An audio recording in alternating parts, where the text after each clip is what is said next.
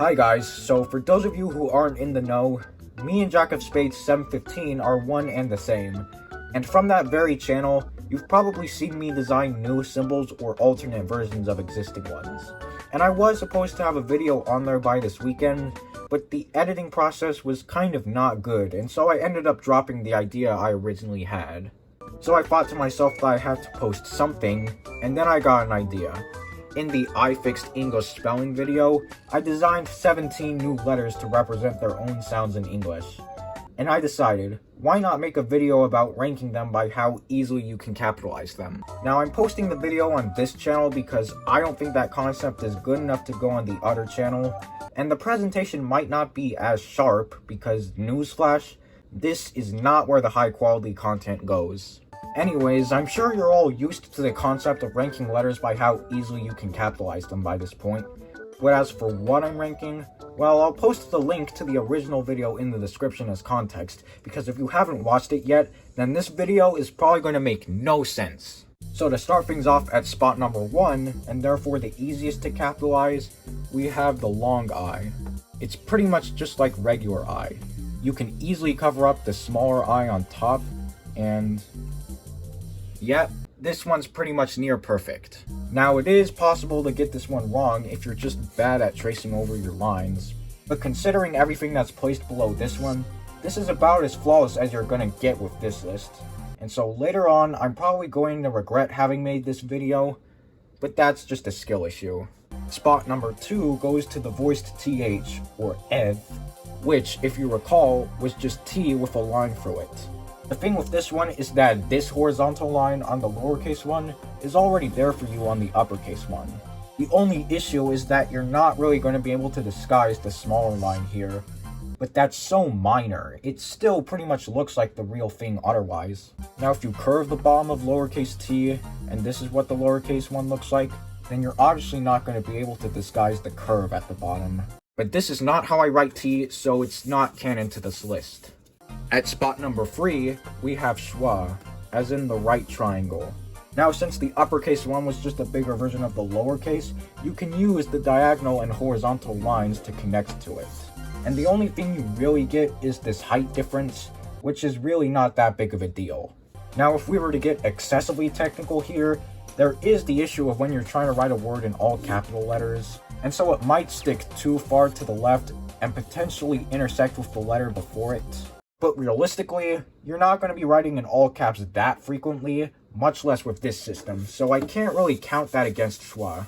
The 4th spot on this list gives us ah, which kind of caught me by surprise because I was expecting it to be so much lower, purely based off the fact that it's just the same thing as a but upside down. But the main difference is that uppercase ah is more bottom heavy, so it actually ends up being pretty tolerable.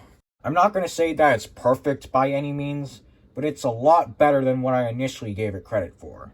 And maybe it could go lower on the list, but looking at what's next, my call is that I don't really mind it that much. Especially if you really cheat the system, right? Then this is really the only thing here.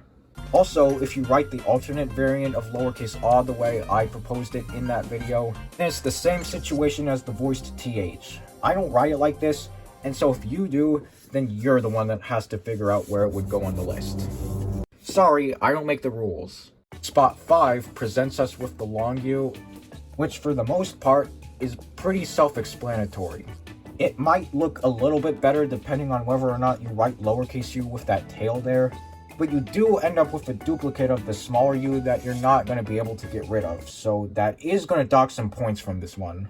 It looks okay otherwise, it's just more on the side of annoyingly noticeable stuff that shouldn't be on the capital version. It could be so much worse though, and trust me, some of the ones later on are just a mess.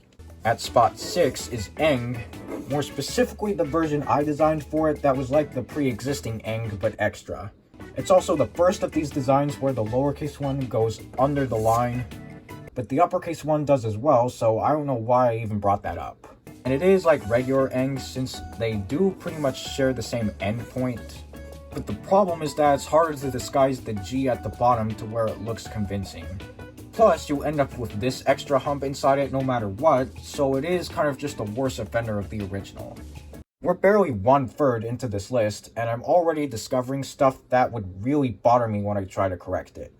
So that definitely shows a bright future ahead of us, doesn't it? Spot number 7 goes to Esh, which was like this. When you capitalize it, you just increase the size.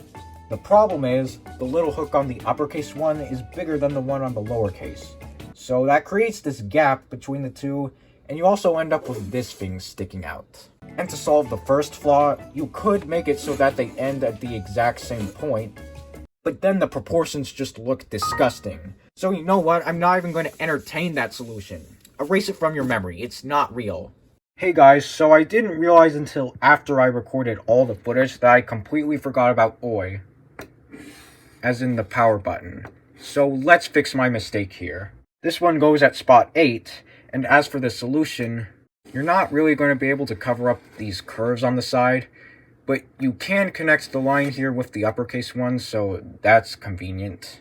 The problem is, now the order of almost everything past this is completely screwed up.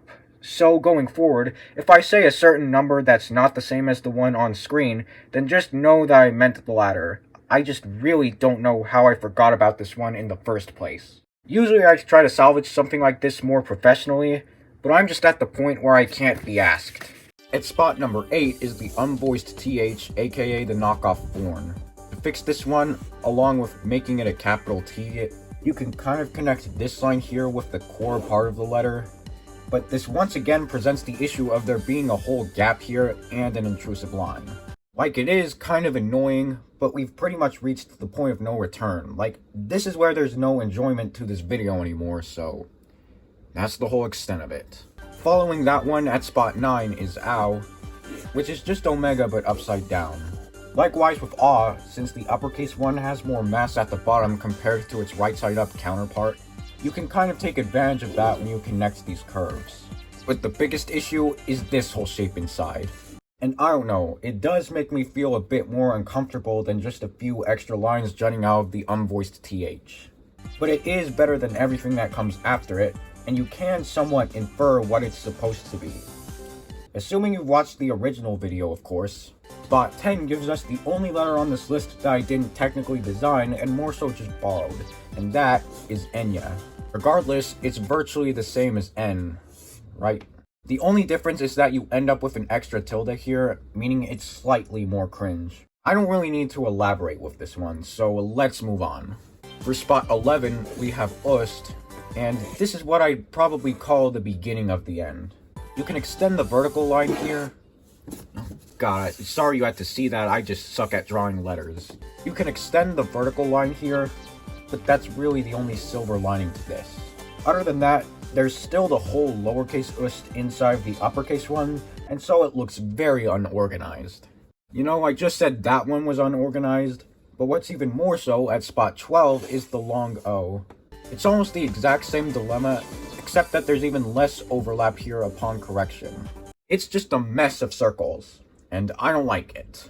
Now for an unfortunate one. At spot 14 is G. And it really sucks because I was so proud of the design for both the uppercase and the lowercase.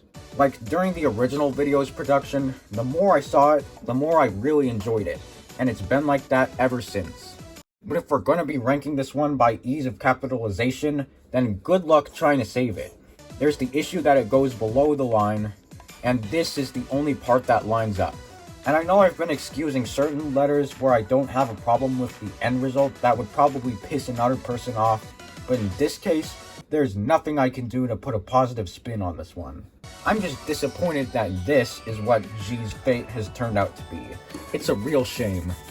But so is reality sometimes. But believe it or not, it gets worse from there.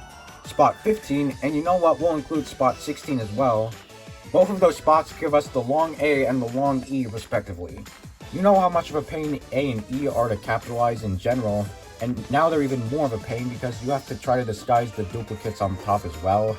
And both of these are just awful. Honestly, I could even go as far as to say that it's a tie between these two, because I genuinely cannot make up my mind on which one is worse. Because regular A by itself is worse than regular E is. But with this version of it, you can somewhat blend the capital one with the smaller A, whereas you can't really do that with this version of E. But that doesn't matter. Regardless of which one's objectively worse, these score the penultimate spot on this list. However, we haven't even gotten to rock bottom yet. Until now, that is. Dead last on this list, at spot 17, is Chi. There's once again the issue of where it's written on the line, and you can't really do anything to make it look capitalized. It's just a lost cause. Is it like... Actually, that does look cool as a symbol. But that's not what this video is for, so that doesn't help its case. This is the literal definition of the main drawback to designing new letters, because I know for a fact that when you try to make extra content out of them, they end up like this. It's terrible. And so I've completed this video of ranking my new letters by how easily you can capitalize them.